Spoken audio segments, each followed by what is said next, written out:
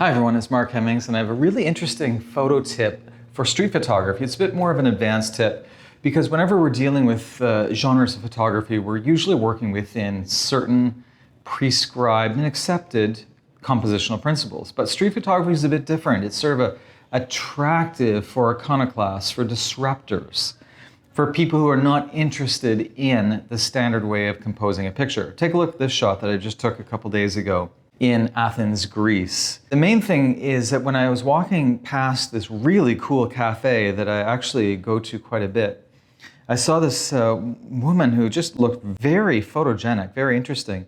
And then the waiter was walking to the frame, and I was thinking, well, let's get a really quick vertical and not have his head in the shot. Because with regards to street photography, we are often looking to completely break the rules. And I often say to my photo workshop students is make sure that you have a solid understanding of the rules first, then you can break them.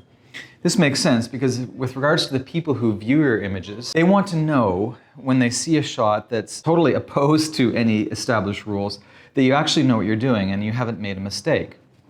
So a situation like this, well, what's the main issue here? Well, the head's cut off. We never do that.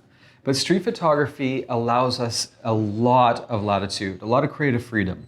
And that's why I love it so much. Now, in a lot of my street photography, I follow certain basic compositional principles, but I'm also free to break them completely.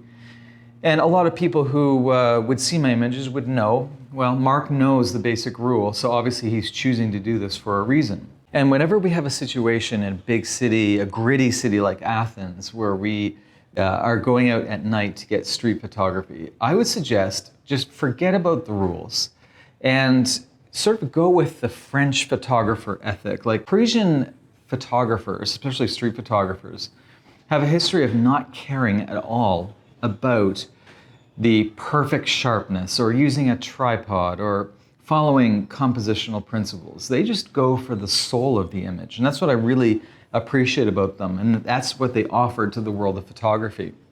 So in closing, to summarize, know the rules first, but then break them. And with regards to street photography, just do what you want, because all we're doing is looking for a disruption. We want our people to be confused. We want our viewers to not understand or to totally understand what's going on, but feel a certain amount of tension because the composition is not harmonious. Okay? I hope that helps. And by the way, if you found this useful, please feel free to share it. I would love for you to share this because I want as many people to learn about photography as possible. Awesome. Have a great day. Thanks for listening, and see you in the next video.